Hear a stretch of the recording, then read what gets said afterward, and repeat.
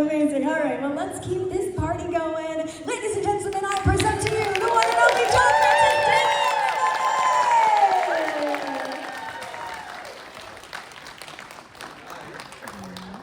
How are you? I'm great. How are you? I'm so excited. It's been such a good day so far. Yeah, we all just came from TJ's panel. We all marched on over here, and now we're yeah. He's a monster. How often do you do these like convention things? I feel like I haven't seen you. I haven't done many, but when I heard that there was going to be a Bones reunion and there were people that I haven't seen in such a long time, it was a perfect excuse to come out and see them and see you fine folks.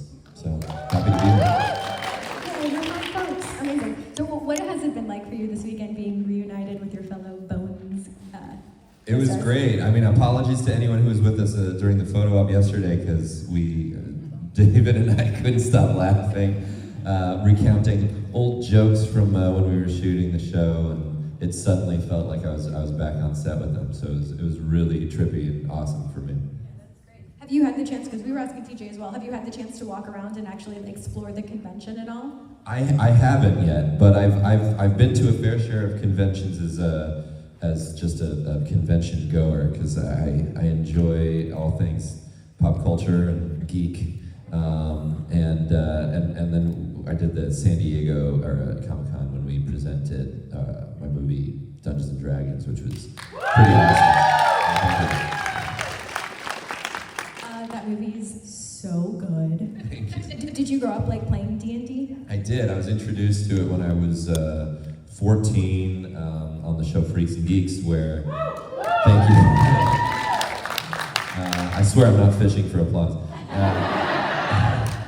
And so, yeah, my character was supposed to know how to play. I didn't know how to play, and so we played this very quick campaign to kind of get acquainted with it. And it was so cool, and it stuck with me for so long. And when the opportunity to make a D&D movie came along, I was like, oh, there's a way to make one that doesn't absolutely suck.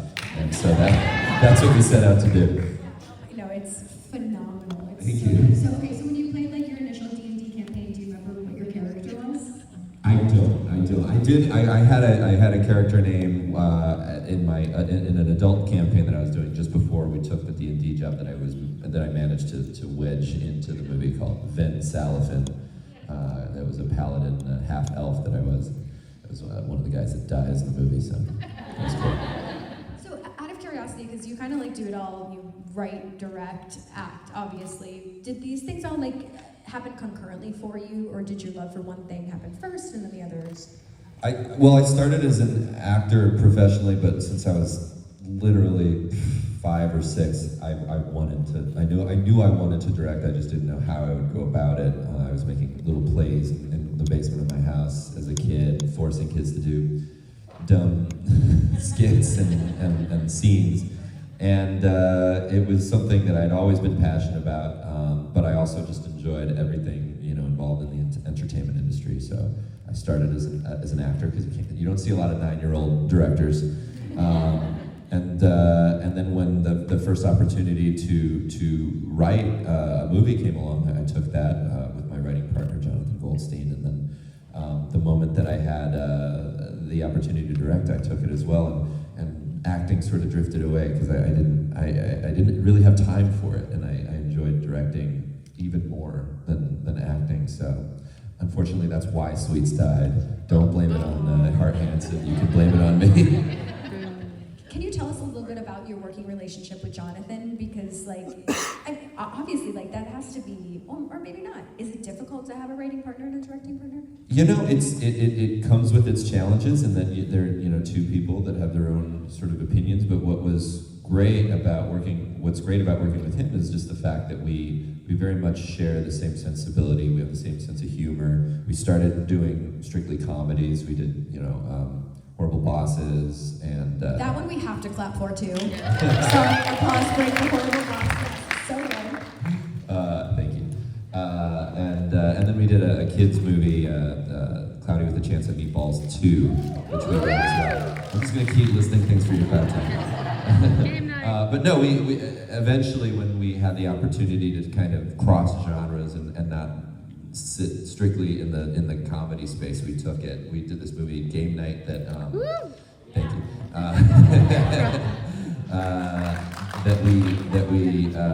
that I tried to make sort of a thriller as much as a comedy, and because I really enjoyed like challenging myself with style visually and finding fun ways to show comedy, because generally when you watch comedies there isn't a lot of like visual style to it, and so this was an opportunity to bring that. And then I got kind of hooked on mashing up genres, and that's what we did with Dungeons, and that's what we're doing with this next movie that's coming out. Can we talk about the next movie? To a degree, yeah. It's called Mayday. It's got Ryan Reynolds and Kenneth Branagh. It's for Skydance and Apple, and it's an action comedy, period action comedy. I think that's all I can say. Sequences that I'm really excited about. Can we talk about when we might see it? Is that allowed? Sometime next year, but we don't even have a date slotted yet, so we're waiting. Okay. We'll take sometime next year. Not so bad. So if it's okay with you, we do have a microphone. If you guys have questions for John, now is your opportunity to ask. Okay, go from there. Do you have any speculation on what a season 2 of Freaks and Geeks will look like? That's a really good question. I wasn't a writer on the show, so I couldn't say for sure, but to speculate, I would say, they were talking about Sam sort of drifting away from his core friend group, and they saw that I as a person was getting a lot taller, and I wasn't as shrimpy as I was on the first season, and so I think they would have probably kind of embraced this idea that like I start like drifting into different groups, different cliques, and how that would affect my friends. I don't know. I think Lindsay, they were talking about she would come back from that Grateful Dead tour a changed girl, and the implications of that on her family, and probably would have gone to jail at some point. But yeah, it's who knows. We'll never know. It's sad. Thank you. Come on up. What's your name? Do you have any tips or insight into the actual process of writing a screenplay and directing? Yeah, if it's something that you really want to do, I mean, it takes a lot of trial and error. I think the first thing you should do is just acquaint yourself with as many scripts as you can and learn the format and learn you get Final Draft, which is a screenwriting software, and then read as many scripts as you can, and then you start to work on like the act breaks. Like if you don't want to go to class for it, then you can learn it from books. And then once you have an idea that you think is really hooky, then you write it and give it to people and let them tell you what they think of it. You don't have to take everyone's advice, but it's good to hear other people's take on things, because I think some of the biggest mistakes people make when they're just starting is not listening to other people, because it is a very collaborative medium, and it's all you're trying to get a reaction from people when they're reading, when they're watching a movie, and if you're not connecting with them on that level, then the odds are you're probably not going to be able to sell that script. So try to find that first script, that big splashy thing that you think people would be into, that feels different from stuff that's out there, and send it to as many people as you can. Then send it to management companies and agencies in LA, and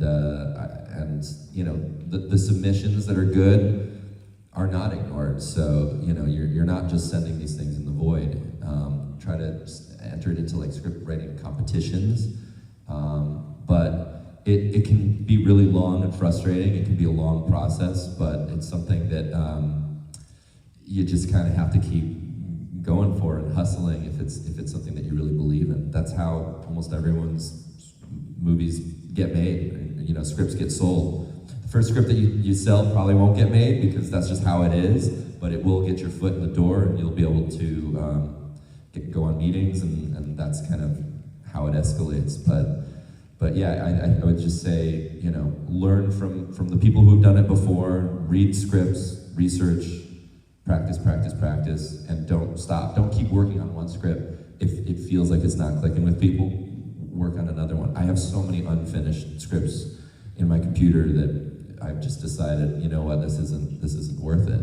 And so you have to accept failure a lot before you succeed, because it's mostly about failure, and that's okay. Thank you so much. Thank you. All right, our torrential botanist friend. What's your name? My name's Chelsea. It's cool to hear that you're going to be working on May Day with Ryan Reynolds. Reminds me of a little movie called Waiting. I wanted to ask if that's where the working relationship started, or if you've done other projects with him before. It is, and it's funny. We stayed friends from afar after that movie, and would check in on each other occasionally, just via text or email. And he had been a big fan of Game Night. I remember he told me, and I think we were just trying to find an opportunity to work together on something. And so when this came along, we had this idea for the movie, and I thought, oh man, Ryan would be great in this role, and that's kind of how it happened. Thanks for the screenwriting advice, too. Oh, for sure. Thank you. Hey, what's up, Bubba? How you doing? What's your name? Hello. So my question is, what is your advice to someone who would want to get in the acting industry? Well, I started as a kid, and I had an in that my dad was a Broadway actor, and so I started in theater, and I remembered being backstage when he was doing shows and stuff, and thinking this is fun. This looks like you get paid to do stupid stuff like this. It's pretty cool. And so I told my parents when I was 9 that I wanted an agent, and they were like, okay. And so I met with a few agencies, and one of them took me, this very small agency, took me in. I started auditioning through that, and that's how I got it. But I would say if you don't have that the thing that I find is most successful for people who want to break into it is creating your own content, and doing a short film that you act in, doing a lot of theater, doing a lot of acting classes, and I think eventually, if it's something that you're really passionate about, people seem to acknowledge and like your talents in it, you'll have that opportunity to go on auditions for things. Very often, when people are looking for actors where they don't want a name, when they want it to be someone that is brand new, they have these casting calls where you don't even have to have an agent, and you can just go on these auditions, and if they see this thing in you that's really special, you can get a job through that. So it's a lot of hustling as well. And probably less of a regimented way into it. But I would just say work on it and just keep keep improving and feeding off of other people, because you have to be pretty good too, and that's the other thing. And you can become good through practice, and some people have it inherently in them. Some people need to sort of work on it and hone it, but there are a lot of ways in, and it's just a matter of doing it, even if almost no one's watching you act, practicing and doing it will ultimately garner results sometimes. All right, thank you. Thank you. Did you do Tommy? Was that one of the I shows? did, yeah, that was the first, I did the play Tommy when I was 9, which was a national tour. Did you see the Broadway revival recently? I have not yet, I wish I I did. heard it's good. Yeah, I really wanted to see it when I was in New York. Such a good musical. Go ahead. Hi, I'm Nima, a huge fan. Hi, thanks. So just out of curiosity, I know why your character in Dr. Sweets was killed off, but was that the obvious choice from the beginning, or were there other possible storylines you guys were thinking about? Yeah, well, Fox and the people at Bones were kind enough when I got this opportunity to direct my first movie. They basically said, yeah, you can go off and go on this kind of hiatus from the show to direct and then come back, and it was like really cool of them to be able to let me out of my contract to be able to do that. Then they pushed the movie by many months, like 6 months, and it totally derailed those plans. So if you recall, there's an episode where I go off to kind of find myself and work with underprivileged kids as a psychologist, and then the next episode I come back. That's why. And so I think the death was ultimately, I think, a decision made by, you know, the people who ran the show, and I also understand it because, you know, you want to make good television and you don't want Sweets to go off on a vision quest, come back and then leave again on another vision quest. So I think it was just a matter of finding the best story. And you know, there are a million ways to tell a story, but I thought it seemed fitting. Was it hard though to?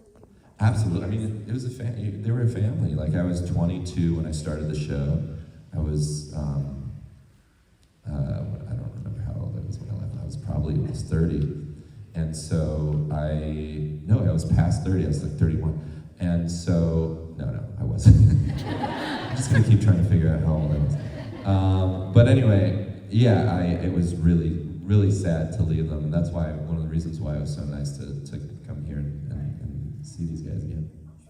Thank you. What's your name? It's Maddie. Ignore the no shoes, my feet are killing me. Oh, that's fine. Can I take mine off too? It's more comfortable. So, a lot of people have been asked, like, if there's anything you took from the set that you got to keep from your character, or that you liked, that you kind of got to keep. So. On the wall of my kids' room are the bones of my corpse.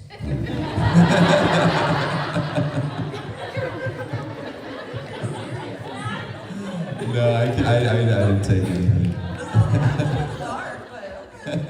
I just want to remind him, you know, the futility of life and how we'll all become bones at some point. Learning a lot about you. This is interesting. My goodness. Oh, hey. I'm so sorry. I understand that you love working with the actor TJ Thine, and I just wondering what it was like for you to be in his presence. Is there security here?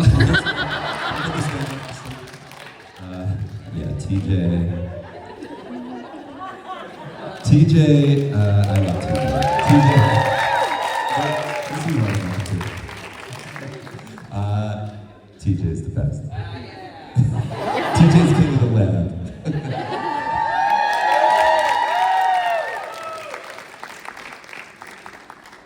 What's your name? Hi, I'm Clay. Hey, Clay. So, it's been 25 years since Freaks and Geeks. Do you think there's ever going to be any type of reunion? And how many of them do you keep up with still? I keep up with a lot of them on and off. You know, we all have our own sort of lives and families and careers. The Geeks, I've probably kept up with a little more because I was closer to their age. And as you know, when you're 14, a 19-year-old is like, might as well be 40 years older than you. So we had our little clique of the youngins. But as far as a reunion goes, I probably doubt it, just because of the nature of it, and I find that, like, so often those, like, reunion shows are not nearly as good as the originals, and as sad as it was to cut Freaks and Geeks short as it wasn't even a full season, 18 episodes. There's something kind of special about that too, and the fact that it will always be kind of remembered as this show that never got bad.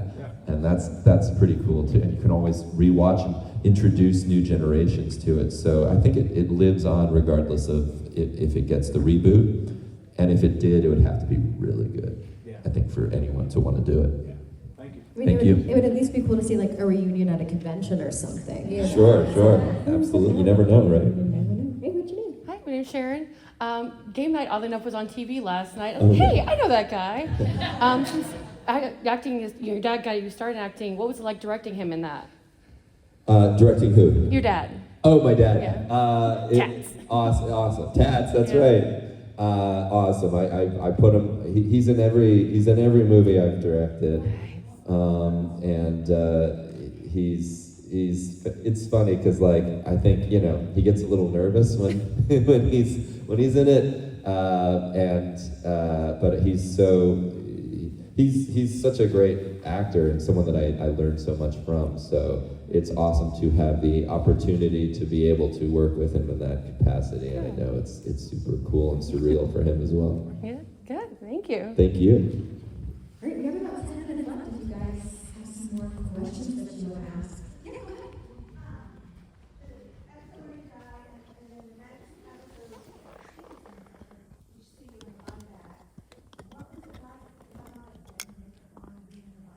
Oh, that wasn't me. Oh, wait, no. That was my dead twin.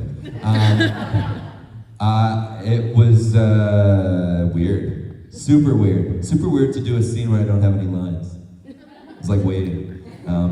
But I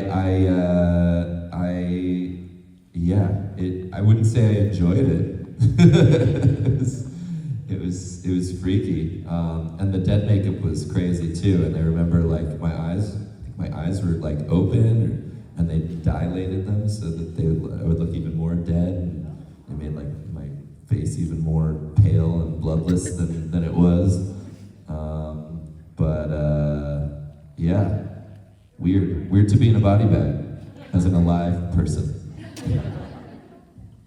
So obviously, like being part of Freaks and Geeks and Bones, and there's this beautiful following. I mean, like, look, we're here at a convention, being reunited, getting to hang out with you this weekend. What do you personally like feel is the reason why these shows are so beloved? I mean, I think there's something relatable and comforting about them. I think for Freaks and Geeks, it was nice for people to see kids in high school portrayed in a light that isn't super glossy. It's not Dawson's Creek, it's not 90210 or pretty much any show that came before it. And to see these kids with like real problems that aren't exaggerated, problems that you almost never see on TV. I think that's really cool for people. It resonates with them. It clearly didn't resonate with enough people at the time, but that was more of the network just not promoting it. And then with Bones, I think there's something really comforting about being able to visit this essentially family of people who at the end of the episode they're gonna catch the bad guy. They're gonna solve the murder, and to have that sort of that comfort in knowing something in a world where we don't know what's going on, I think is really nice. And I think also it's like a fun, weird mashup of tones where it's super sad and dark and gory, but also really sweet and funny. And I think that's something that people really loved about it as well. But you guys tell me, is that? Yeah. All right. Cool. Hey, Fred. Yeah, go ahead. What's your favorite movie? I have a lot of favorite movies, but I'll say the one that probably had the biggest impact on me was when I was probably a little younger than you, and I saw Jurassic Park.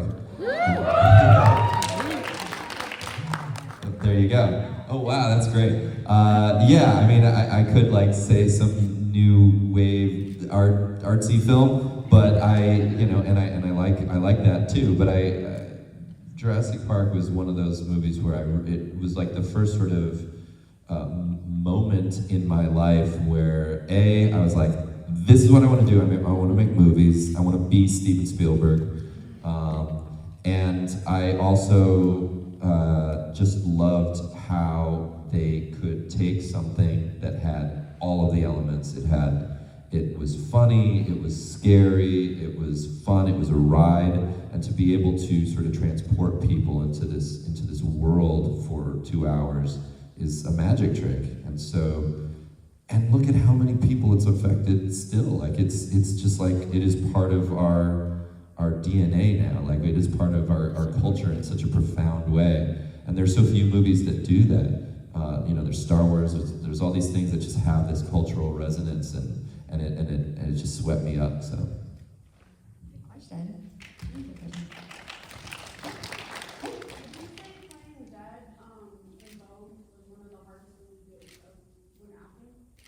No. It's one of the easiest. I think most people could probably play dead. Because you just kind of... Oh, you hold your breath for a minute, it's fine. If you're claustrophobic, I guess it'd be bad to be in the body bag, but they zip you up like right before. Yeah, it wasn't so bad. Hi, Jonathan.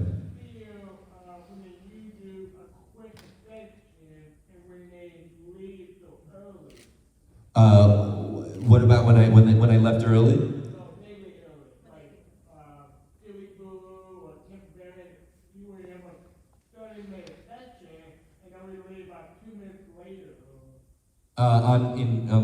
On the show or? I don't know. I mean, it's crazy to have the opportunity to like continue to do something when they tell you like, all right, well you have to come back, right? When I asked to leave, they said you have to come back at a certain point. And what was so like just credit to them for being able to like let me go do this thing. And then obviously it didn't work out, but it was still good. We have time for one. Okay, go ahead. Was it your idea for the coconut song? No. No, I had to like acquaint myself with that. So. No, I cannot. There's a lot of things I'll do. That's where you draw the line. That's right. Awesome. So that's where I draw the line. So good. So we're at time, unfortunately. So before we do, we can clap for that. We're at time. So much applause. I love it. So before we do release you back into the autograph room, any thoughts you want to leave us with here this afternoon? Well, wow, it's just so great to see people that have been like watching the stuff that I do and appreciating it. And you know, when you do stuff on stage, you get that instant feedback from the audience. But when you're doing TV and movies and stuff, it's kind of going out into the ether, and you don't really know how it's being perceived other than through like reviews or social media or whatever. So to be able to have, you know, faces to the people that I was, you know, I'm so grateful to have sort of supported me. It's really nice. Like I really appreciate you guys being fans of my stuff because it is literally for you. So thank you. One more time.